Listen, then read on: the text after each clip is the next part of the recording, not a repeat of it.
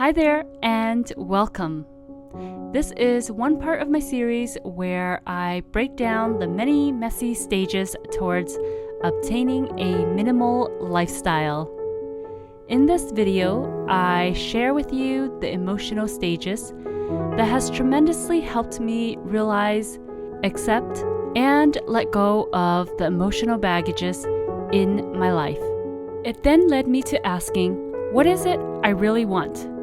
And through this transition of obtaining a minimal lifestyle, I learned about the value of life and what I can do to change it. Before trying to change anything, we must dig deep into the root of all causes, the emotional roller coaster that goes up and down and influences the way we think and live.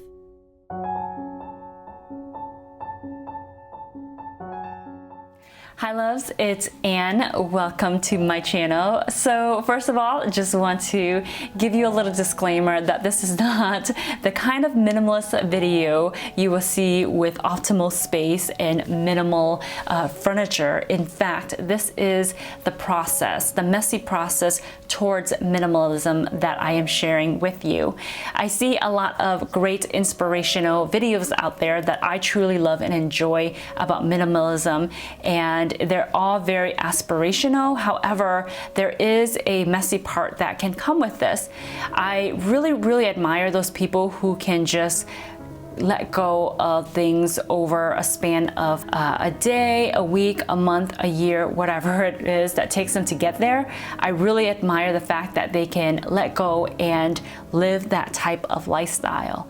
For me, however, it was quite a difficult journey, and that is why I want to share this part with anybody out there who have a tough time letting go of things in their life. Sometimes things can be sentimental, sometimes things are so meaningful and that they attach to an object, a physical object or something like that, something material.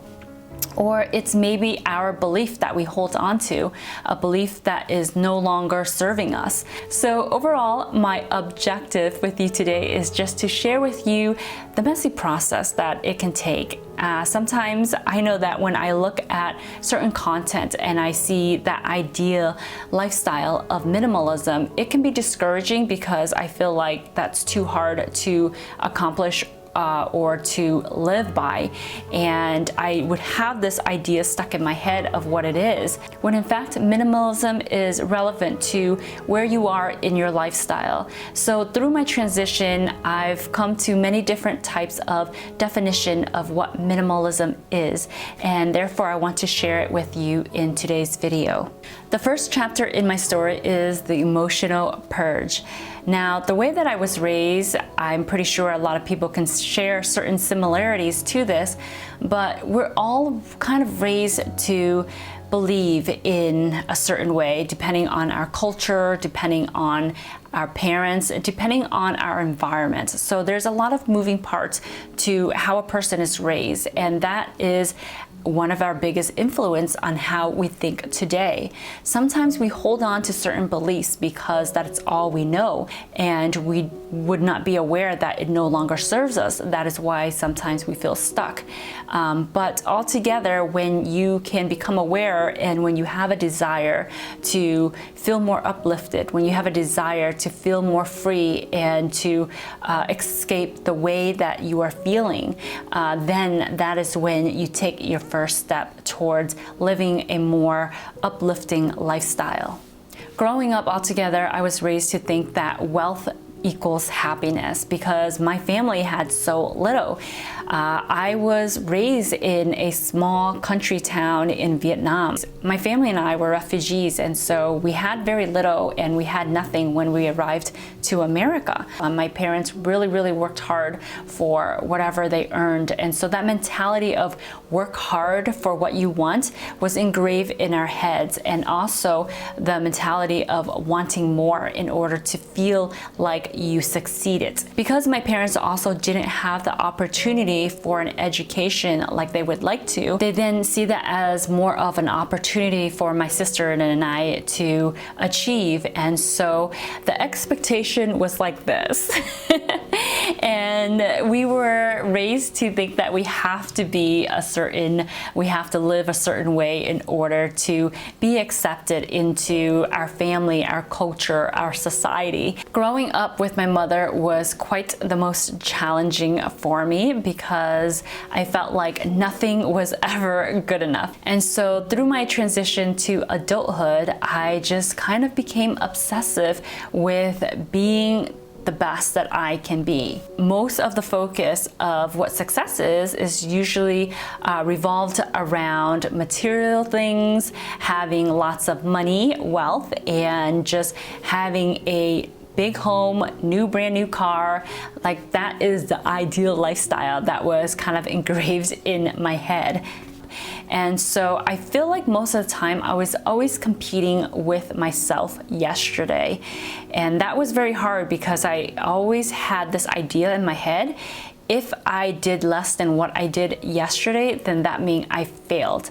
I was also very competitive with other things too, and it became very obsessive, and it became a bit too much because I was my biggest critic afterwards. I was just so tough on myself, and I didn't give myself enough love and credit for the things that I was doing in my life. And so I became that influence that my mom always gave me. I was never good enough for myself. Overall, in the past, with the influence of my upbringing, to the influence of society, what we see in social media nowadays, from our peers, from our co-workers, it all influenced me to think that I need to have more wealth, material gains in order to feel relevant, in order to feel accepted, in order to feel special.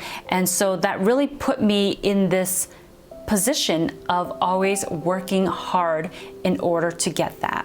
Looking back, I really didn't know any better. Years went by and I was just working harder and harder without seeing any results. At the same time, I was a full-time mother, and I was also running a business with my then partner. And that was the beginning of me digging a hole for myself. So fast forward, I found YouTube, and it became a dream job for me because I was able to finally do something for myself. But then afterward, when I found myself working hard at it again to keep up the household, I just felt so much pressure and so much weight on my back, always grinding and working. And so I wanted to take a step back. I asked my partner then to, take over if he can start working. A year go by, 2 years go by, 3 years go by. I was still working. It was just a continuous grind, and I was just so worn out. I reached a point to burnout, and that was when I just finally had to stop everything. Although I was making a lot of money and I was able to accomplish a lot of things that I wanted to accomplish, like buying a new car, living in California, having a big home, buying whatever it is I wanted, my life was so unfulfilled because I was just working hard all the time to pay for all these things, and also to pay for the lifestyle that my family wanted to do. Everything was so expensive, the hobbies they wanted to do, the things that they wanted to have in the home. And then I thought that I needed to have certain things in order to stay relevant. And the idea of like losing everything and going backwards scared me so much that it gave me so much anxiety. I was just living without purpose. I found no meaning in anything I was doing, and I was to the point of feeling, or not even feeling anything. I was to the point of being numb towards life. It was a feeling of defeat. My relationship of 20 years was no longer serving me, but I felt so ashamed. I felt so ashamed of thinking that way. I felt so ashamed of thinking about myself. I felt so ashamed of what other people will think of me, what the family, what friends, what society would see me as if I walked away from this relationship. I just kept on ignoring how I was feeling and just doing everything that I was expected to do, everything that people think I should do as a woman, as a mother, as a wifey, as a public person. I just kept on going at it every day, but really I was just this empty soul. I felt like I was just floating in a void. And that's the best analogy, that's the best description that I can give, because that was exactly truly how I was feeling. One day I actually, as I was driving, usually when I drive, I usually I think better when I'm driving for some reason. I usually have conversations with my internal self when I'm driving, and things become more clear to me. So one day when I was driving, I suddenly think about what kind of influence do I want to have on my son? And if I continue the way that I was living, would this influence do anything good for him? I thought that if I just ignored how I feel and continue, playing that motherly role that society wanted me to play, I was doing the right thing. But really, if I was this numb person who didn't have any excitement for life, I would influence him the same way I was feeling. Everything that I was feeling would probably reflect upon him. And so I thought more about the influence I wanted to have for him. And I wanted to be somebody that he found inspiring, somebody strong. And I thought if I pretended to be strong, that was good enough. But I finally somehow, just thinking about that question, made me ask other questions. And it brought me to this point of realization that if I just continue doing what I was doing, ignoring my feelings, I would just be teaching him to ignore his feelings when he grows older. And the message that I really want to give him is to live his best life, to live his life to the fullest. That's all I ever want for him. And if I was not doing that, then what kind of message or mother would I be to tell him one thing but not do that? And so that really gave me strength to take that step forward and step away from my 20-year relationship. So the biggest first step for me was that emotional purge of letting go. One, letting go of what people thought of me, my family, friends, society, whatever people think of me as a mother, as a wifey, as a woman. Altogether, I had to stop caring what they think and give zero fucks. Number two was just letting go of that relationship that no longer served me. That because you have a history with someone does not make it right. And sometimes we hold on to things because we're just so used to having that type of energy around us. And we're so afraid that if we let go of that energy, we would be open to this unknown type of energy. And having things that are unknown, unpredictable, scares the crap out of many of us. But that part is where you grow, when you allow yourself to be in this unknown world and let go of something that you know doesn't serve you. Sometimes we know things don't serve us and that don't do us good, but we hold on to it because we're just so used to it. You think you're attached to history, you're attached to that type of energy, that type of person. And so I had to detach myself from that. It was getting unhealthy. It wasn't helping me become a better person.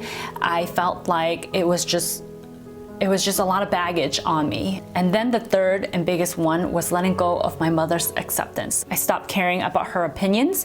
I stopped caring about what she thinks. And that was the biggest step in moving forward. The emotional purge, that stage, is the scariest. And that is not the end of it, because you're gonna go through different emotional purge.